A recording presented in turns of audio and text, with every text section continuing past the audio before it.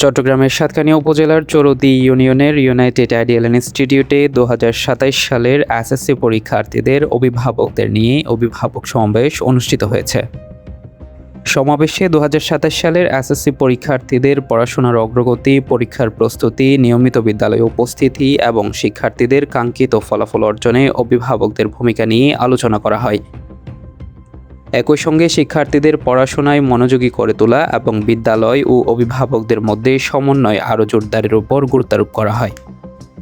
অনুষ্ঠান সভাপতিত্ব করেন প্রতিষ্ঠানটির প্রধান শিক্ষক এনামুল হক। এতে প্রধান অতিথি হিসেবে উপস্থিত ছিলেন বিদ্যালয় পরিচালনা কমিটির নবমনোনীত সভাপতি মামুনুর রশিদ। সমাবেশে বক্তারা বলেন, শিক্ষার্থীদের ভালো ফলাফলের জন্য বিদ্যালয়ের শিক্ষকদের পাশাপাশি অভিভাবকদের সচেতনতা ও সহযোগিতা অত্যন্ত গুরুত্বপূর্ণ। নিয়মিত পড়াশোনা, বিদ্যালয়ে উপস্থিতি এবং পরীক্ষার প্রস্তুতি বিষয়ে অভিভাবকদের আরও দায়িত্বশীল ভূমিকা পালন করতে হবে বলে জানান তারা। এ সময় ২০২৭ সালের এসএসসি পরীক্ষার্থীদের কাঙ্ক্ষিত ফলাফল অর্জনে বিদ্যালয়, শিক্ষক ও অভিভাবকদের সম্মিলিত প্রচেষ্টার উপর গুরুত্বারোপ করা হয়। আবু সাইদ মোহাম্মদ সোহেল, WTV।